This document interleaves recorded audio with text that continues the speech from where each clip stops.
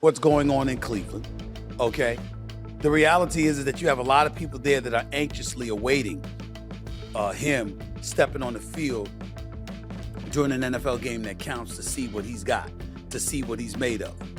To rehash his story just a little bit, Shedeur Sanders, initially coming out into the draft, projected to be a top 2 or top 3 quarterback taken in the draft, fell to the number 144th pick overall, a 5th round pick. And it was widely assumed that the biggest reason that happened was because of his daddy, primetime Deion Sanders. You know, you had some people out there saying that bravado was too much, that they were giving indications that if they didn't like where they were going to be drafted, that wasn't someplace they were going to go. And without collusion even needing to be necessary, you had owners that were saying, we ain't taking him, we ain't taking him, we ain't taking him, until the Cleveland Browns ultimately did in the 5th round with the 144th overall pick.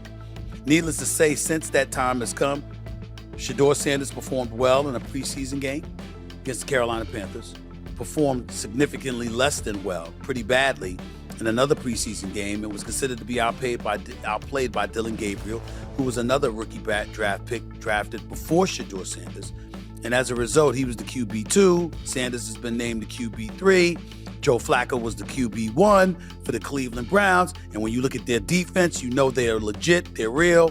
And you know if anything's holding them back, what's really, really holding them back, more so than anything else, it's their offense. It's not their defense. Because when you look at Myles Garrett, a monster if ever there was one on the defensive side of a football field, he is the best in the business. Nobody can deny it. Myles Garrett is that dude. All right. And then you look at some of the other pieces that they have. Clearly, if they had any kind of offense, the Cleveland Browns would easily be a title contender. But because they don't have any offense, they're a shell of themselves right now. They're desperately in need of a quarterback, and that's what's going on. Okay. Needless to say, Coach Kevin Stefanski had to talk about this because he's the only active NFL coach who's been named Coach of the Year multiple times in 2020 and 2023. We know he can coach, but we also know that this team is not good enough because they don't have offensive weapons. And they're trying to find a quarterback. Everybody's looking at them, begging them to get their act together and what have you. And Shedeur Sanders has been unapologetic about his confidence and what he believes he can do on an NFL field when given the opportunity, and that simply has not happened yet.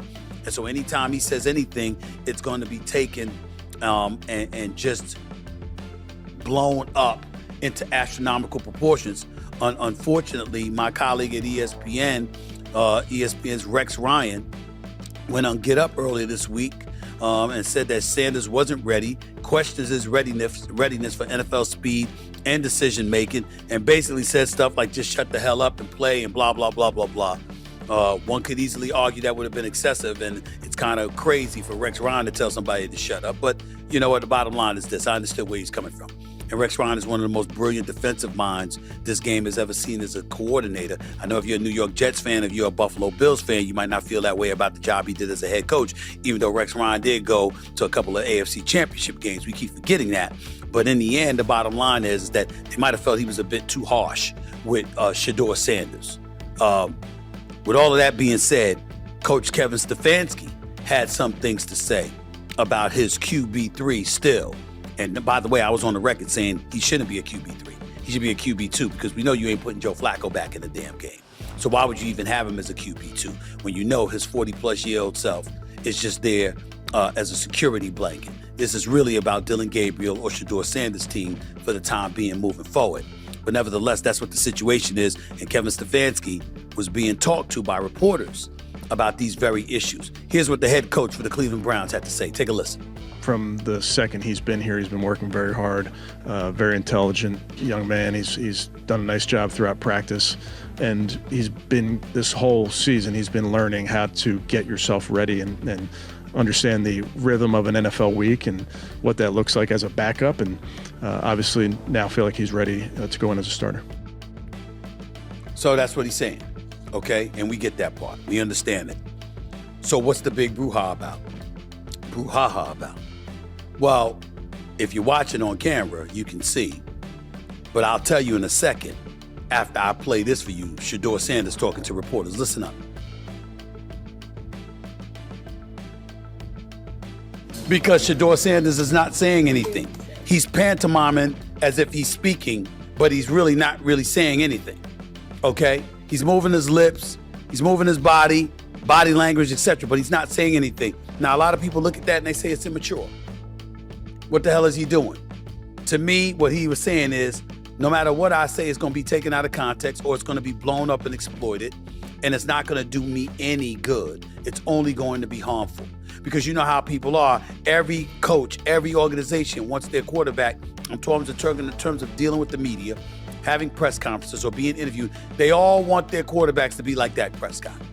You know, you're articulating yourselves pretty well, but in the end, when it comes to dissecting and interpreting what you're saying, you said absolutely not a damn thing.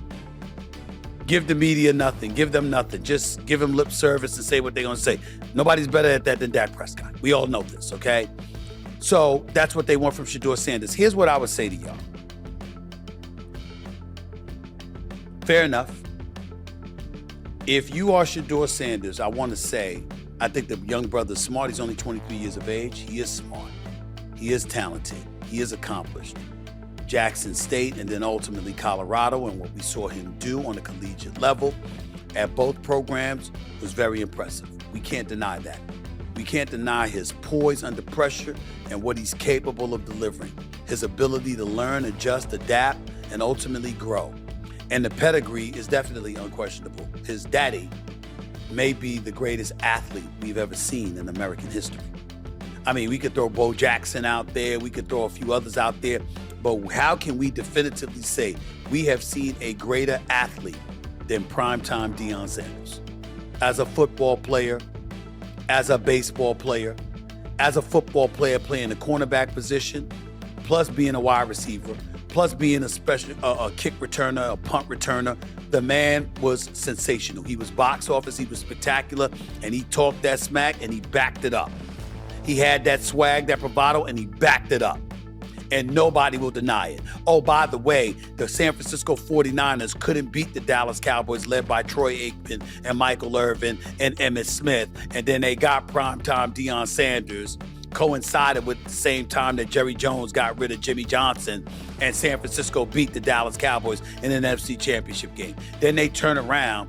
After winning the Super Bowl in San Francisco, Jerry Jones goes and he gets prime time away from San Francisco, brings him to Dallas, and Dallas turns around and wins the damn Super Bowl with prime time. So he helped San Francisco overcome their doldrums against the Dallas Cowboys, going from Atlanta to San Francisco, helping Steve Young and those boys win a Super Bowl championship, Jerry Rice included, and then after doing that, departing from them, joining the Cowboys, and then beating those same dudes he had helped win the Super Bowl the year before. That's prime.